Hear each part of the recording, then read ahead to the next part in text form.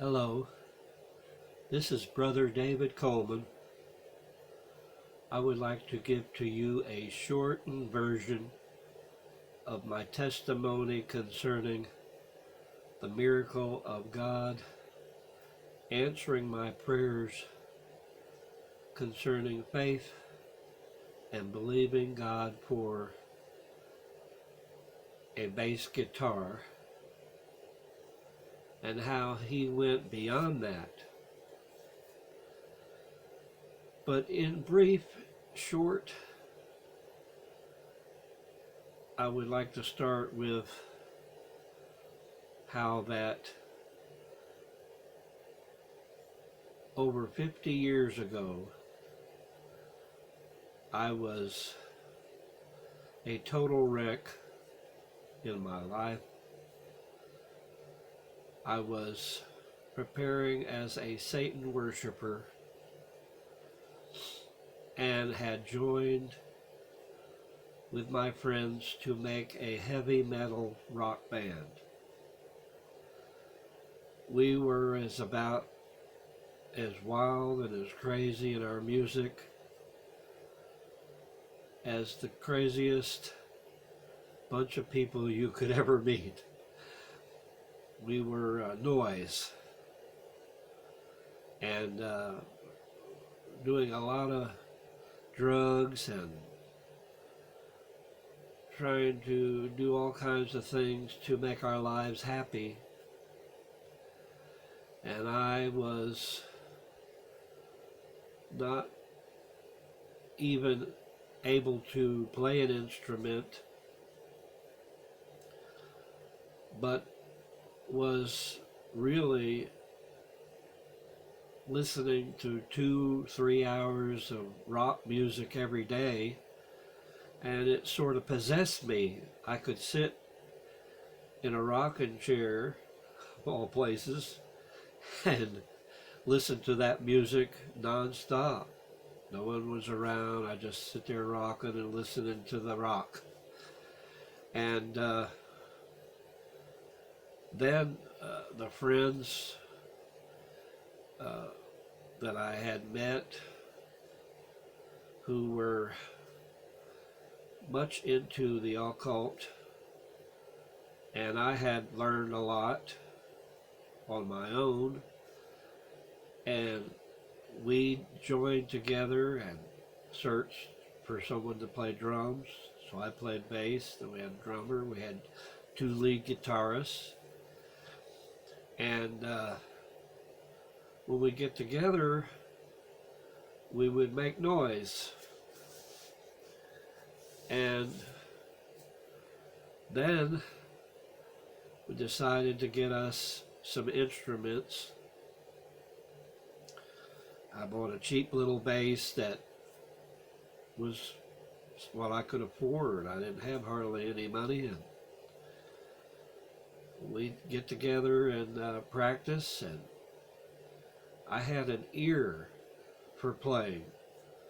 I could just play out of my head. I didn't have to learn a lot.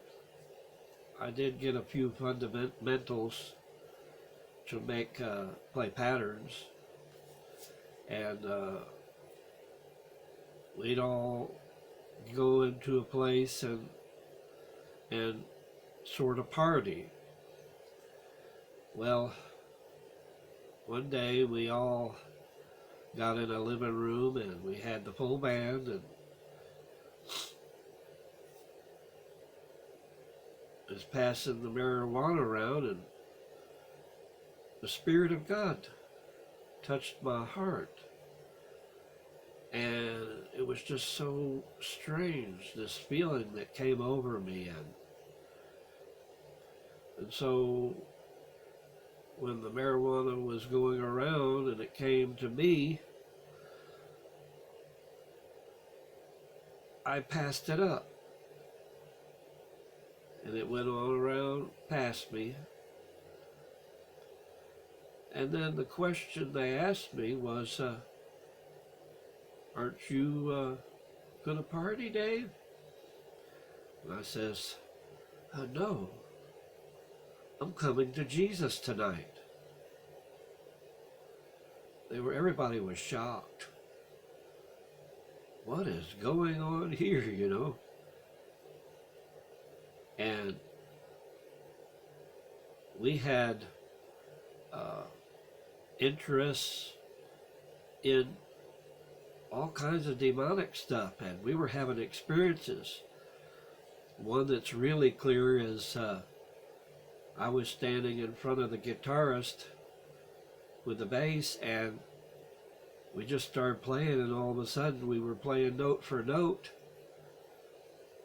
and no music on or anything, and we both at the same time acknowledged, what's going on here? Something's playing through me.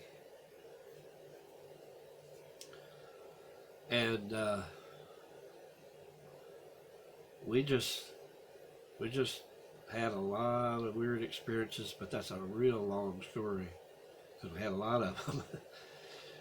So anyhow, getting back to the living room story there, we said that, and the two lead guitarists were so shocked. We said, well, we will too. And a short time later, the drummer decided that he would, well, I call it try to come to Jesus. And what happened with him later on down, when we found out about him, he was standing outside staring at the sun, trying to burn his eyes out. He didn't walk away. And just to add, later on in years, reading a book by Dr. Hobart E. Freeman, he speaks in there, and I can't remember the page right now, but he speaks in there about how somebody had stood there outside staring at the sun to burn their eyes out. It's some kind of a strange thing that can occur more than once. But the two guitarists and I, we pursued the Lord then, and they were out on the beach, and they run across this fella from Bible college who was preaching the gospel on the beach, and he wasn't even from Florida. He was from another state, and he just loved to travel from state to state and share the gospel, and he run across them, and then they got it from him and made a friendship, and then the friendship turned out to be that at the Bible college there was a fella training to be a future pastor, and so after that we wound up all going to his house, and he would share with us a few weeks in a row the book of Daniel in the Old Testament, one lesson at a time, and it just kept going on and on. But getting over to the next situation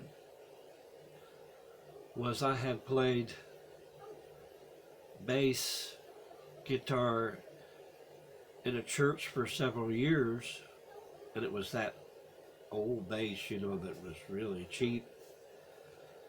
And after, you know, playing a while and everything, I thought, I need something better than this. So I claimed a bass guitar and asked God by faith to cause that to happen. I says, all of the heavy rock bands, they have the best.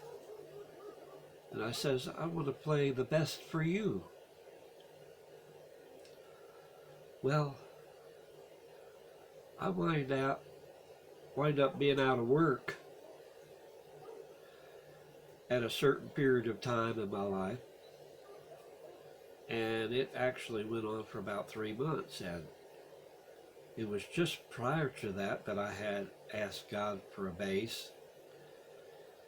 And I told him exactly what I wanted. I didn't say, well, just, Lord, I want you to give me a bass. But I thought, Lord, I want a good bass that is actually called a precision bass, which is basically, no meant for the pun, but a little thing on the end there kind of really separates the strings real good at the tail of the bass. But after the 3 months, I get this call for a job interview. And then I get another call, and I get another call. I think it was 4 calls for 4 places for interviews. Well, to make a long story short, I went to one of them. And I went in there, and I was a janitor for a swimming pool place. And while being there, I was there for a couple of weeks or so, and I run across a man in the store, and he approached me, and he says, did you ever know that you were supposed to come across the street and work at our other facility also? And I said, I never had heard that. I thought it was right over here at this office and warehouse building and everything.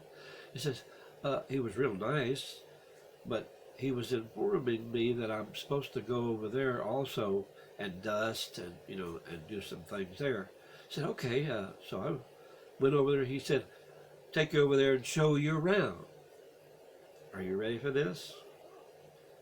I went over there, and it wound up being that this place is called Banjo Man's Music Store. Knew nothing about it. Went in there, he showed me around, got musical instruments and training rooms and everything all over the place. So I started working in there on a regular basis. And then a day or two later, he says, I'm sorry, after I had told him that I play bass guitar in church, he was a real nice guy. I mean, he said, oh, well, did you know that there's a discount for employees? I said, wow, what's that? And he says, you could get anything you want, even here or out of the books, and you'll get a discount. It was, I believe, 60% off of your purchases. So I said, wow, I looked around and everything. I was about to buy a bass and 6-string guitar, one instrument. I said, no. And I looked around, and there was an Aria Pro bass. And it was beautiful. Natural finish. Had that precision on the keys and everything. And so basically what it was that I went ahead and I asked for the Pro bass. I asked for a guitar amp, and I asked for a hard shell case. Well, I had to pay for the amp. I had to pay for the hard shell case. And the bass did not cost me 1 nickel. Because that was the percentage. I think it was like $800 or something like that for all of it. And I wound up getting that bass guitar for free. So that's what I bought. Now, I didn't have a lot of money, but I was going to get it by faith or I wasn't going to get it. So we made a deal. Tell you what, can't bring it home? Okay. Make payments out of your paycheck each week, and then when it's paid up, you bring your package home. So that's what I did. I made those payments on the amp and the case. And when I finished, I brought it all home, my free bass that God provided, answering my prayer 3 months after I asked for it when I had no job and no money to buy it. Now, the amazing thing is, and we're going to take you a further step into the future. And we're working in another place, and we're not in Florida anymore, we're in Alabama. And I'm working a job there, and this fella comes in there to work also a little later on, and he says, well, it started out with, a little chit chat, make a friend with an employee kind of thing, and then I told him that I played bass in church. He says, you do?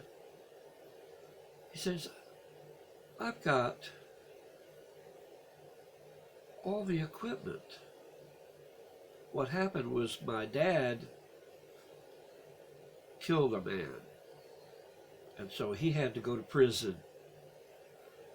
But before he went to prison and before all that happened, my dad knew how to play guitar and country music. He says, my dad bought me all the equipment.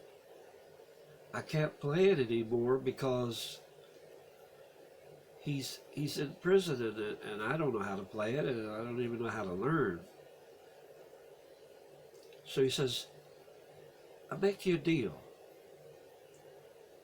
How much would you give me for the bass, the amp, the case, and all the extras, even a Fender tuner? How much would you give me for it? What he's offering is very expensive stuff, which I'll tell you in a moment. He says, wow, I really don't know. And he says, how about for the whole works, $250? Well, I says, I have to talk with my wife because, they have priorities, take care of. So he said, okay, let me know tomorrow. So I went home. My wife says, the money that we have right now, it's all gone for bills. So I went back the next day and told them, I'm sorry, I can't do it right now. And of course, I had a bass and all the equipment and everything, but this was much nicer, and everything. So he said, tell you what, Dave, you play it for the church, you're playing for God. I was in a bad situation. Tell you what, tomorrow, about lunchtime, meet me out at my vehicle. I'm going to give it all to you for free. Wow. What is it going to be? It's going to be a 5-string Alvarez bass, up near $1,000 for that instrument. Then a Yamaha bass amp, Fender tuner, a, I believe it's a $200 hard shell case, fine stuff. It, it had to be for such a fine bass. Guitar strings, picks, guitar strap, all included in the package, and a cord. So that's what went from his vehicle to mine, and it was the 5-string bass. You even put a battery in the back, and it boosts that 5th string so that you even have a lower bass than you would, puts the power behind that so you get that clear, deep. And so I was flabbergasted because this